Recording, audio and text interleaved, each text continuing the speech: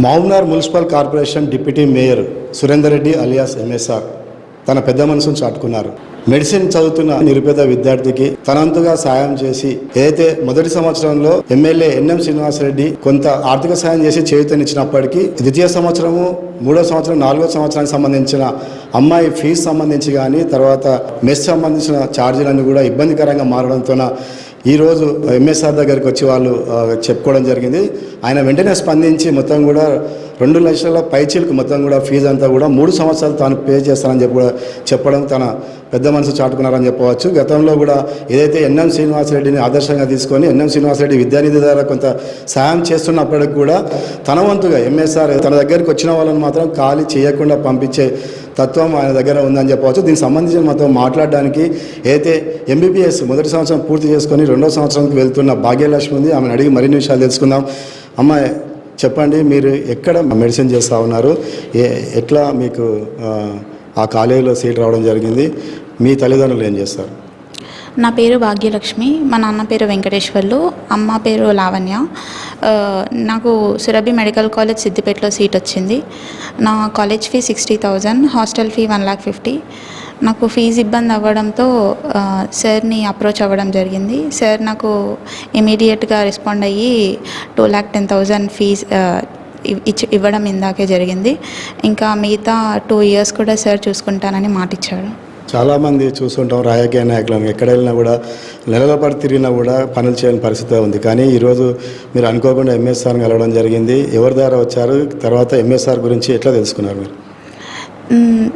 నాన్న తీసుకొచ్చారు ఇక్కడికి, సార్ దగ్గరికి. తీసుకొచ్చాక చాలా కైండ్గా మాట్లాడారు, చాలా మంచిగా రెస్పాండ్ అయ్యి మంచిగా హెల్ప్ చేస్తున్నారు. మొదటి సంవత్సరంలో ఎన్ని మార్క్స్ వచ్చాయి? నాకు ఫస్ట్ క్లాస్లో పాస్ అయ్యాను 2 సబ్జెక్ట్స్లో. 566 మార్క్స్ రావడం జరిగింది. ఎట్లా అనిపిస్తుంది ఎంఎస్ఆర్ సాయం చేయడంతోనా? ఎట్లా మీ గోల్ ఎట్లా రీచ్ అవ్వబోతున్నాం? చాలా మంచిగా అనిపిస్తుంది. ఇంకా ఫైనాన్స్ ఏ బర్డన్ లేదు, ఇంకా ఫ్రీ అయిపోయింది. ఇప్పుడు రేపు స్టడీస్ కూడా ఇంకా మంచిగా కాన్సన్ట్రేట్ చేసి మంచిగా నా డ్రీమ్కి హ్యాపీగా రీచ్ అవుతాను. నాకు ఇంత మంచిగా ఇట్లా ఫ్రీగా అంటే ఇంత కైండ్గా ఇంత మంచి హెల్ప్ చేసినందుకు రేపు నేను కూడా నా డ్రీమ్ని రీచ్ అయ్యాక సొసైటీకి ఫ్రీగా సర్వ్ చేసా, అందరినీ మంచిగా ఫ్రీగా ట్రీట్ చేస్తా. మీరు చెప్పండి, ఎట్లా సురేందర్ రెడ్డి గారికి కలవాలనిపించింది, తర్వాత ఎవరి ద్వారా రావడం జరిగింది? నేను దాదాపు ఎలక్షన్ బిఫోర్ కూడా ఎంఎస్ఆర్ కలవాలని ప్రయత్నం చేస్తున్నా.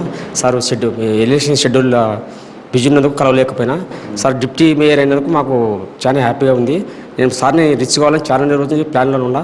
ఈరోజు కలవాలని మార్నింగ్ అర్లీ మార్నింగ్ 8 మా పాపని లేపి ఫ్యామిలీతో వచ్చి కలిపినందుకు రెస్పాన్స్ ఇచ్చినందుకు మాకు సార్కు ధన్యవాదాలు చెప్తున్నాను.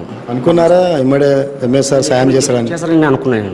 నా మనసులో ఉంది అది, మా ఇంట్లో సార్ చేస్తారు కంపల్సరీ, పాపకు ఏదో ఒకటి చేస్తారని నాకు నమ్మకం, 100% నమ్మకం ఉంది నాకు. మరి ఇంత నమ్మకంతో మీకు హెల్ప్ చేస్తున్నప్పుడు రాబోయే రోజుల్లో కూడా మీరు అమ్మాయిని ఉన్నత చదువులు చదివించి భవిష్యత్తులో మంచి ప్రయోజకురాలుగా చేసే అవకాశం ఉందా మీకు? ప్రయోజకురాలు అవుతుంది. మా అమ్మాయి కూడా డాక్టర్ అయితే 10 మంది కూడా సాయం చేస్తుంది. తెలుసు పరిస్థితులు మాకు బాగా తెలుసు, బీద పరిస్థితి అనేది. ఇది తల్లిదండ్రులు అయితే చెప్తున్న మాట. కష్టపడి చదివించాము, ఫీజు కట్టలేని పరిస్థితిలో ఈరోజు ఎంఎస్ఆర్ని కలవడానికి వచ్చినప్పుడు ఆయన తక్షణమే స్పందించి మాకు మొత్తం కూడా ఫీజు 3 సంవత్సరాలు పే చేస్తామని చెప్పారు. దీనికి సంబంధించి మాతో మాట్లాడడానికి ఎంఎస్ఆర్ ఉన్నారు. సార్ చెప్పండి, ఈరోజు మొత్తం కూడా మీరు ప్రజాక్షేత్రంలో తిరుగుతూనే ఈరోజు అక్కడక్కడ సాయం చేస్తూ ఉన్నారు, ఎట్లా అనిపిస్తుంది? ఫస్ట్ భాగ్యలక్ష్మికి శుభాకాంక్షలు తెలియజేస్తూ ఉన్నాను. ఎందుకంటే ఎన్నో రకాల ఆస్తులు అంతస్తులు ఉన్నా కానీ చదువు అనేది ఎవరి సొంతం కాదు. మా ఎమ్మెల్యే గారు ఎన్ఎం శ్రీనివాసరెడ్డి గారు విద్యా వైద్యానికి ఇచ్చే ప్రాముఖ్యతను చూసి మేము కూడా మా వంతుగా సమాజానికి ఏదో చేయాలని అనుకుంటాం. ఇంకోటి ఏంటంటే మనం ఎన్ని సౌకర్యాలు కల్పించినా పిల్లలు చదువుకోవడం అనేది వాళ్ళ నుదిటిలో ఉండాలి, వాళ్ళ కష్టంలో ఉండాలి. ఇప్పుడు కూలినాలు చేసుకునేటోళ్ళు పాప భాగ్యలక్ష్మి ఇంత మంచిగా చదివి ఫ్రీ సీట్ తెచ్చుకొని ఎంబీబీఎస్ ఫస్ట్ ఇయర్లో ఫస్ట్ క్లాస్ పాస్ అయింది అంటేనే ఆమె వేరే వాళ్ళ దగ్గర చేయి చాచకూడదని నాకు అనిపించింది ఇమీడియట్గా. గతంలో కూడా ఎమ్మెల్యే గారు ఫీజు కట్టినట్లుగా ఇప్పుడే యాదయ్య చెప్తా ఉన్నాడు. ఆయన చాలామంది 100 మందికి సహాయ సహకారాలు అందిస్తున్నాడు. మొత్తం సాయం చేయడం సాధ్యం కాదు, ఉన్నంతలో ఆయన జీతాన్ని కూడా జీతభత్యాలను కూడా సాయం చేస్తూ ఉన్నాడు. నా వంతుగా ఉదయం వచ్చినప్పుడే నేను చూసిన ఎంబడే చదువుకున్న విద్యార్థులు, టాప్ ర్యాంకులో ఉన్న విద్యార్థులు, పేదరికంలో ఉన్న విద్యార్థులను చూస్తేనే ఇమీడియట్గా వాళ్ళకి ఏదైనా ఒక చేయాలి అని చెప్పి మనకు భగవంతుడు ఎన్నో అవకాశాలు, ఈ అవకాశం ఇచ్చిండు, సాయం చేసినంత శక్తి మనకి ఇచ్చిండు. కాబట్టి ఎంబడే అమ్మాయి మంచిగా చదువుకోవాలి. ఒకటేసారి మళ్ళీ ఒక 50,000, 10,000, ₹1,00,000 ఇస్తే మళ్ళీ కన్ఫ్యూజన్లో స్టడీస్ మీద కాన్సన్ట్రేట్ చేయదని 2,10,000 సంవత్సరానికి జరిపే ఫీజు అంతా ఒకటేసారి ఇవ్వడం జరిగింది. నెక్స్ట్ 2 years ఉంది, దానికి కూడా ఏర్పాటు చేస్తా అని చెప్పడం జరిగింది. ఆ అమ్మాయి మంచిగా చదువుకోవాలి, మంచి భవిష్యత్తు ఉండాలి. ఆ అమ్మాయి బీసీలలో కూడా ఈ మంగళి కులానికి చెందిన అమ్మాయి వాళ్ళ క్యాస్ట్లో నుంచి ఒక మంచి డాక్టర్ బయటకు వస్తే వాళ్ళ క్యాస్ట్కి కూడా, నాయ బ్రాహ్మణులకు కూడా గర్వకారణంగా ఉంటుంది. అదేవిధంగా సమాజానికి కూడా మెసేజ్ పోతుంది. ఆ అమ్మాయి చదువుకు ఫ్యూచర్లో కూడా ఏ విధమైన ఇబ్బంది ఉన్నా చేయాలని చెప్పి ఒక కోరిక ఉంది. మా పాప మహతి కూడా త్వరలోనే ఒక ఫౌండేషన్ పెట్టాలి, సోషల్ సర్వీస్ చేయాలి, రాజకీయాలకు అతీతంగా ఇటువంటి వాళ్ళకు సాయం చేయాలని చెప్పి ఫౌండేషన్ స్టార్ట్ చేస్తూ ఉంది. రేపు ఎల్లుండి రిజిస్ట్రేషన్ ఉంది. ఆ అమ్మాయి కూడా ఆ ఆలోచనతో ఉంది. కాబట్టి మా అమ్మాయి చేత కూడా మొట్టమొదటిసారి ఈ మంచి కార్యక్రమానికి శ్రీకారం చుట్టడం జరిగింది. రాబో కాలంలో ఇటువంటి ఎన్నో మా అమ్మాయి చేసే కార్యక్రమాలు మీరు చూస్తారు. సమాజంలో ఆమె కూడా సేవా భావంతో ముందరికి వెళ్తా అని చెప్పి తెలియజేస్తా ఉన్నాను. ప్రధానంగా చాలామంది టాలెంట్ ఉన్న పేద విద్యార్థులు కావచ్చు, వాళ్ళు ఉన్నత చదువులకు వెళ్ళడానికి కూడా కొద్దిగా ఫీజు ఇబ్బందికరంగా ఉంది. మీరు కొంత సాయం చేసినప్పటికీ రాజకీయ నాయకులు కావచ్చు, ఎన్ఎం శ్రీనివాసరెడ్డి కూడా విద్యపైన ప్రత్యేక దృష్టి పెట్టారు. కానీ దీని విషయంలో కూడా కొద్దిగా ప్రభుత్వంతో మాట్లాడి ఇట్లాంటి నిరుపేద విద్యార్థులకు ప్రభుత్వం నుంచే డైరెక్ట్గా సాయం అందే దిశగా ఏమన్నా ప్రయత్నం చేస్తారా? ఇప్పుడు ఆమెకు ఫ్రీ సీట్ వచ్చింది. 60,000, 1,50,000 అనేది చిన్న అమౌంట్.